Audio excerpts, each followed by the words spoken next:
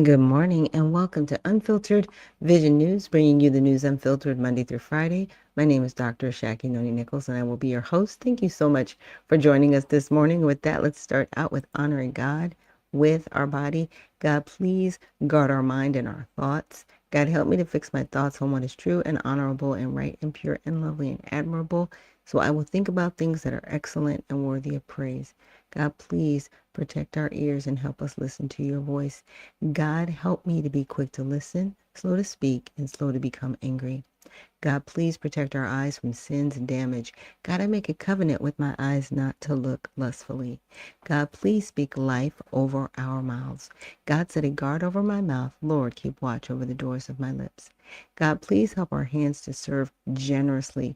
God, help me to do good to everyone, and especially to those who belong to our family in the faith. And God, please protect our reproductive organs. Help us to honor you, God, with purity. God, help me to honor you with my body. And God, please protect our feet as we walk along your path. God, let your word be a lamp for my feet and a light on my path. And if this is the first time you are joining us here on Unfiltered Vision News, this is something that we try to say daily just to set our hearts and our minds right before we get into the news, which sometimes can be very interesting. So with that, let's get into our trending topics on X. And so we have parents that are protesting a transgender music teacher at a North Carolina elementary school. And then after that, we've got a Buc-ee's CEO eyes expansion in business-friendly red states. And then TikTok removes Spencer Pratt video on algorithmic psychosis and Clancy trial. Ooh, interesting. Removed a Spencer Pratt video. Why? Why would you remove it? Like, I have a problem with TikTok personally. So I'm going to take this up personally. I'm taking it personally because there are things that I post on TikTok, and there are people that post things that are far worse and far more vulgar than I do. And what I'm stating, I'm just putting the news. That's it. It's news. And they'll be like, "You've committed a community violation." What are you talking about? What are you talking about? What? So if I put complete trash and idiocy on TikTok, that's what you want. You do not want people to consume things that are actually informative. You want them to consume things that are not good for them at all and just be sucked in, just doom scrolling. It's weird. Well, with that, let's check out the first one, the parents who protested the transgender music teacher. So apparently families in Apex, North Carolina learned after the school year started that the teacher works with all grades, prompting some to pull kids from class and from the Middle Creek Parental Rights Group. Parent Aaron Driver told the Wake County School Board on August 18th that families shouldn't face ideological tests in public education and deserve accommodations, which officials have denied. While school supporters highlight the teachers' qualifications and diversity benefits, parents demand notification and opt-out rights amid national debates on parental roles in schools. Okay, here's the thing. If that's who you have chosen to be, school board, superintendents, you don't hire that person to be in the school. That's on you. Now, if I'm just saying, for argument, collectively as a community, if the parents and the teachers and everybody have decided, okay, this is okay to have this type of person in our school system, then that's on that community to decide that. But you're not letting anybody decide. You're to be like, we're going to shove this in your face. We don't care what you think. What? What? Well, some people might think, well, they're going to run into a person like this anyway on the outside world. They need to no, children don't. Children need to learn how to read and write and do basic math, which they can't do, by the way. They can't read, they can't write, and they can't do basic math. They stopped handwriting over 20 years ago. You have dumbed down society. And now those kids that couldn't handwrite 20 years ago, do you think they can read the Constitution in its original format? Do you think they know how to sign their name to a document? Can they even fill out a job application? In handwriting, not on the computer. Yeah, y'all are wild. But let's check this out. Oops. To turn your kids against America, they're trying to turn them against their parents. At least those among the 80% of Americans who aren't cool with the in-your-face trans agenda. And if you think it's only happening in places like New York, Seattle, Chicago, LA, think again, because parents at Middle Creek Elementary School in North Carolina's largest school district say they're being given an ultimatum. Submit to leftist ideology, accept that a biological male pretending to be a woman is teaching their children, or get out. Submit to the trans agenda or be branded a bigot. When I unenroll my children, it's not because I'm a stupid, narrow-minded conservative bigot that hates the music teacher. When I unenroll, it's because our children are confused. They're asking questions about advanced human topics before they even know what sex is. These children are being told to address a male teacher as female. This is compelled speech. I don't subscribe to gender theory. Parents shouldn't have to pass an ideological test to participate in public education. Many of these parents aren't even looking to end this trans teacher's career. That's not what they're about. They simply want their child excused from the class, an option to opt out, in other words. But as they discovered, compliance with woke gender ideology, it's not optional, it's mandatory. Offer a homeschooling curriculum for free. Helps keeps the bigots away from my grandchildren. Name the bigots. Tell us what they cost in money, time, and stress. Keep bigots off our campuses. Relocate the children of bigots if needed. Expel the children of bigots if needed. Isn't that lovely? Here to discuss is one of those concerned parents, Aaron Driver. Aaron, thank you for joining us tonight. So you have 3 children. Thank you for having me. In this elementary school, 2 of them in kindergarten. Now, what did you learn about this teacher and what were your concerns? So we actually found out about this teacher at a birthday party because it was on the news. There was no warning or anything like that because why would there be, according to the school board leadership. And my concern immediately was, well, which grades does this teacher participate in? And we found out that it was all of them. So. Oh, it teaches across grades, so to the youngest to the oldest. Yeah. And it's a music teacher, correct? Music teacher, and yes, there's no opt-outs or there's no accommodation for any of the parents. So when we asked, they declined. Now, is the teacher wearing women's clothing, or what does that look like? So I've heard kind of a range of descriptions from facial hair, dress, makeup, things like that. Wait, so you've never seen the teacher? So I've seen the pictures online of the teacher, but I haven't seen the teacher personally because I haven't gone into the school to, go speak to the teacher or speak to the principal personally. So the message to you or any parents who just, look, give us another option. We'll do music, I guess, would you do music off campus, or you'd go to a different class, take a different class, or listen to listen to, I was gonna say records, listen to recordings of music, or did you propose those types of options? We asked for an opt-out and an alternate class. Alternate specials is what they call music specials and arts. And basically, we were declined. And so what a lot of us parents are doing right now is actually going in and checking our kids out prior to when that class starts. So it's about twice a week. We'll take them to the library for an hour and then come back when that class is over. Wait a second. You have to go to the school and and take your child out of the class? That's the accommodation? Correct. That's no accommodation. Yeah, there is no accommodation at this time, and there's no alternate class for music. What do you think their real goal is here? I mean, there's an Forced agenda here. It's not just, compliance. this is the only teacher we could find. What's the agenda? Okay, here's the agenda. It's called forced compliance, right? And conditioning. Once you have people do things repetitively over and over again, even if they don't like it, they will do it because they've been conditioned to do it. This is forced compliance. We will force you to comply. We don't care. Pull your children out of these schools. Every single one of them.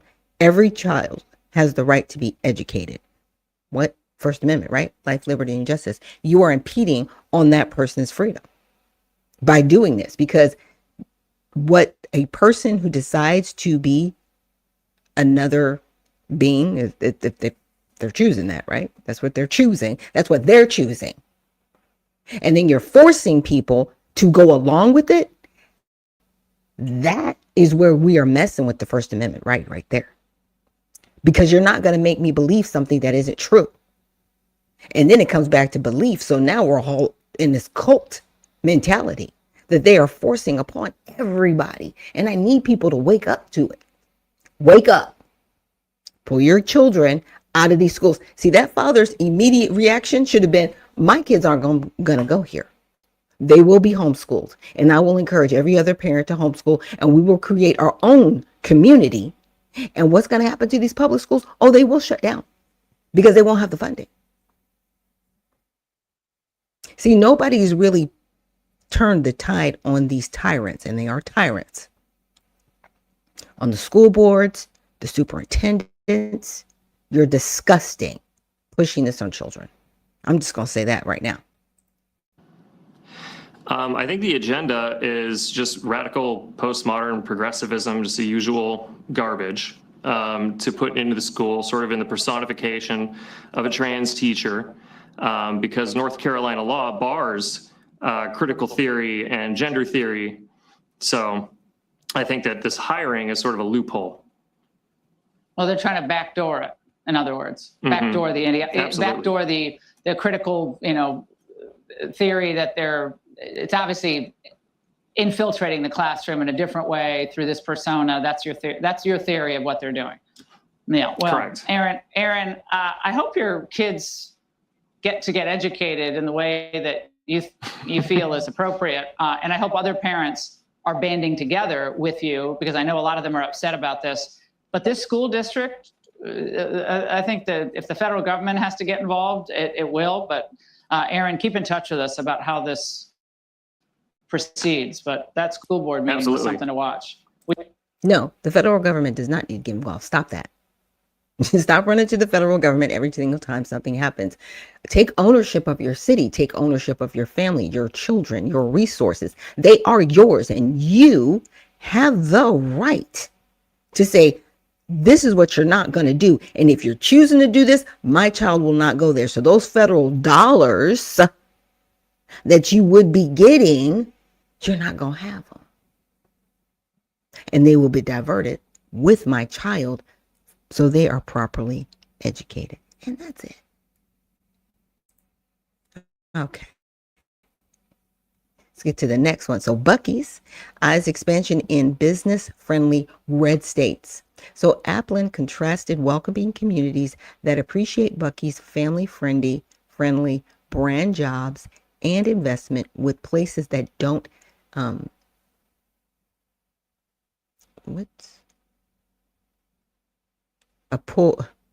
signaling a pullback from less supportive blue states. Interesting. He praised conservative states with strong workforces and leadership from the governor down, like Arkansas, where Governor Sarah Huckabee Sanders welcomed the new store. The Texas chain, famous for its massive 74,000 square foot locations, 120 fuel pumps, and fresh brisket sandwiches and spotless facilities, has 58 stores across 14 states and plans more openings in places like Tennessee, Louisiana, Kansas, Florida, Texas, Georgia, and North Carolina through 2028. And yes, I am a Buc-ee's fan. Let me see if you guys can see my cup. This is one of my favorites. This is my 250 cup. And all the bling on there, that's me. That's extra. And then here's my other cup that I got for my birthday. So cute. Again, the bling is extra. It doesn't come with the cup. That's just me. And then my husband got me this cute little phone holder, and it actually does hold your cell phone. Now, I left the card in place because it's just easier. I'm sure if you remove the card, it'd be the same and it holds your phone. But he's like a little plushie. He's a plushy Bucky. Bucky's is my favorite place. It really, really is. When we're traveling and we're going, I love to stop there. I love just going inside the store and, seeing the different items that they've come up with. They've got t-shirts. And I mean, if you could imagine it, Bucky's probably has it. They have their own popcorn. I'm just saying, I appreciate the grind. It is absolutely wonderful. It says life's too short. Bucky CEO won't build in blue states that don't appreciate the brand. And there are some states that are, predominantly Democrat that he's not building in. And I'm okay with that. I am totally okay with that. And a lot of people say, well, that's not fair. No, that's business. And that's what we need to get back to is business. See, most Democrats are into destroying businesses because they want everybody living off of the federal government. What is that? You're going to run out of money. If people aren't working and they can't pay taxes, how does the government function? That's just an easy conversation that nobody wants to have. But in your mind, these individuals that are on this whole socialist communist movement, move to Cuba. If that's what you really want, if that's what you really desire, move somewhere where it's already happening so you can check it out for yourself to see if something that you really, really want and desire. But not from the comfort of your couch. Because see, right now you're comfortable. Right now, nobody's breaking in your door because you have more wealth than your neighbor. And why do you have more wealth than your neighbor? Why aren't you giving up your couch so they can sit on it and you can sit on the floor? I thought that's how socialism is trying to work, right? We got to share everything equally, right? You shouldn't have more than somebody else, right? Why don't you cut your couch in half and give half to your neighbor who's not? Why don't you take that homeless person in that's sitting on the front of the stoop and share your resources and your home with them as opposed to leaving them outside? Yes, you're not real socialists and communists. Not here in America.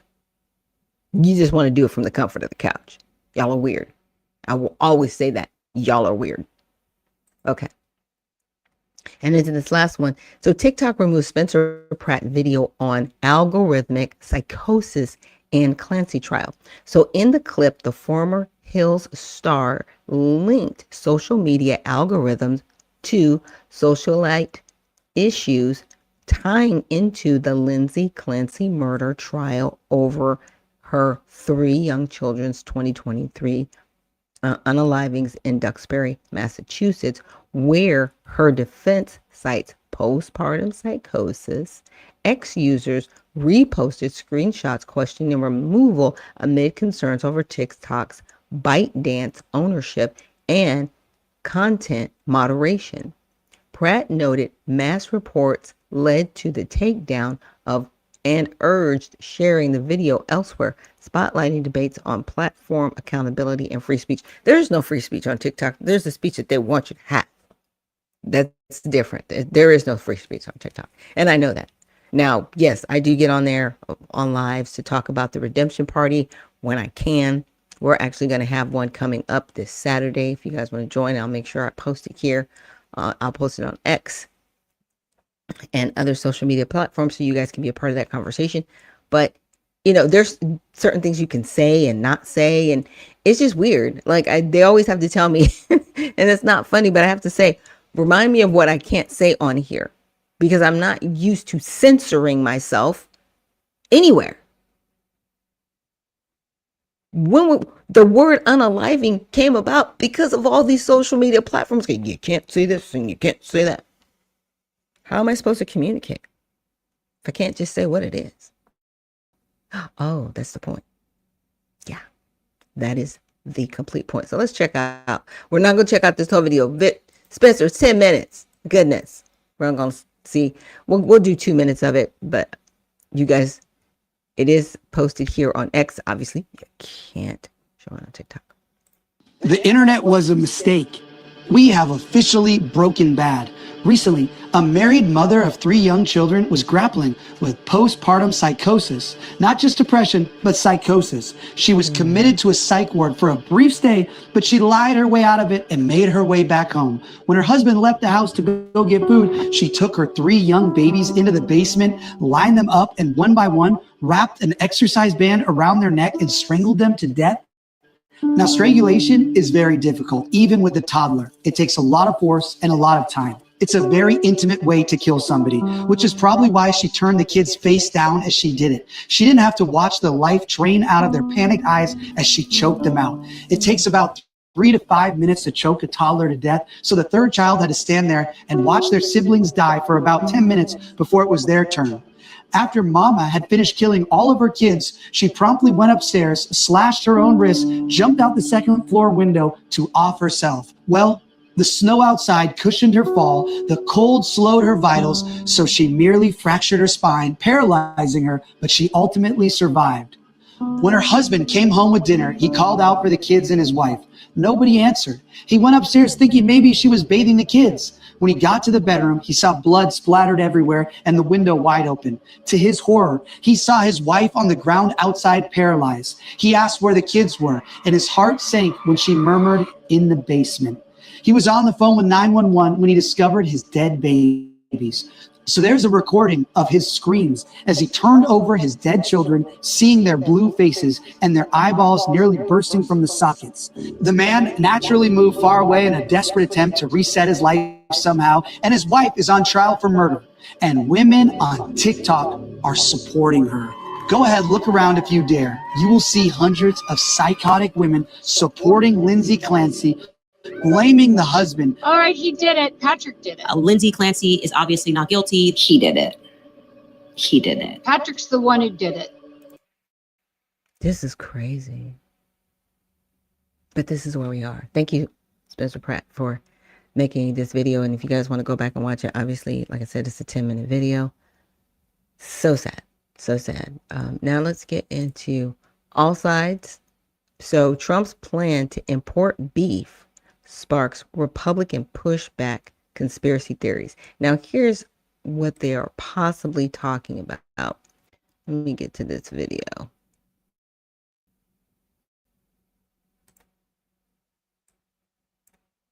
You might want to just double check where you're getting your steak from for the next few months. Because Donald Trump just announced that we're going to be importing tons of beef from Argentina to quote unquote lower costs. Except the big problem here is that this is the same beef that China rejected earlier this year because it was found to be laced with a chemical called chloramphenicol. Just so everybody's aware, chloramphenicol is banned in both the US and the EU because it can cause, quote, severe, irreversible, and often fatal aplastic anemia in humans. And on top of that, it is a known cancer-causing carcinogen and also has been shown to cause genetic damage. Not ideal, to say the least. And when asked about it on Air Force One, here's what Trump had to say.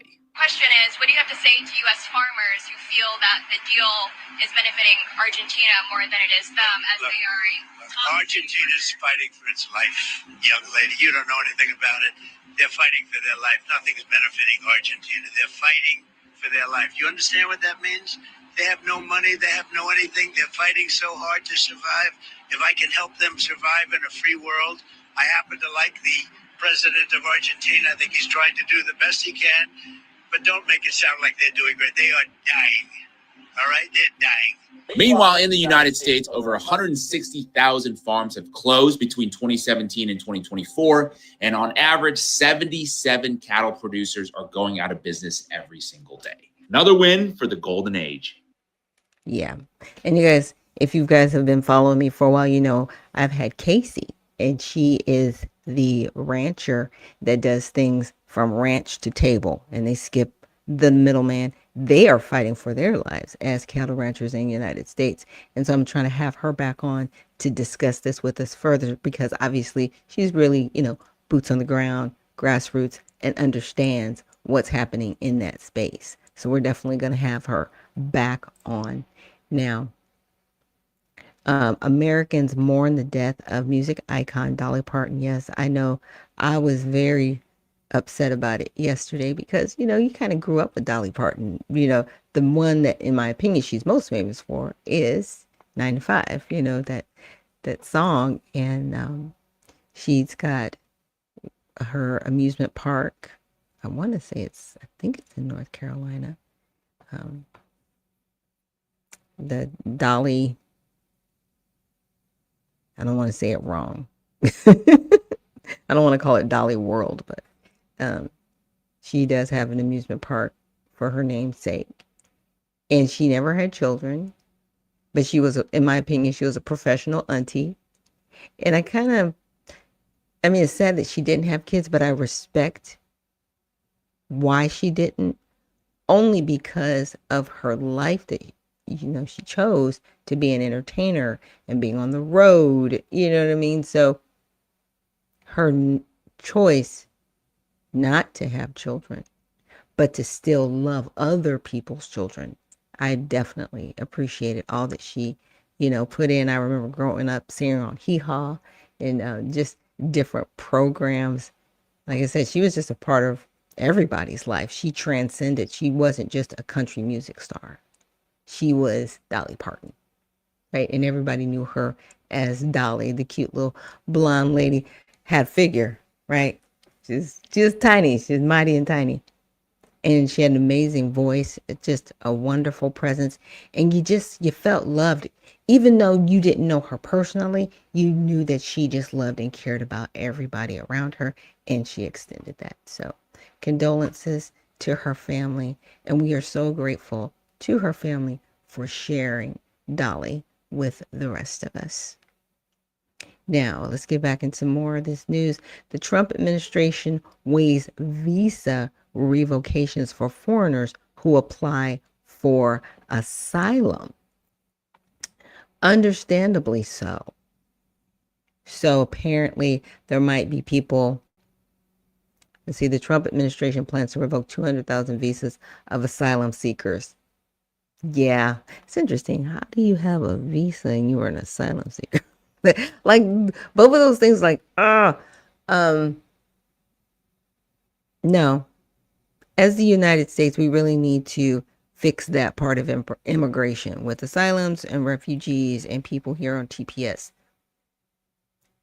Being a refugee or an asylum seeker should not be a pathway to citizenship, but there are loopholes where they still can apply if they're like, well, I've been here, I've been a good citizen, blah, blah, blah, blah.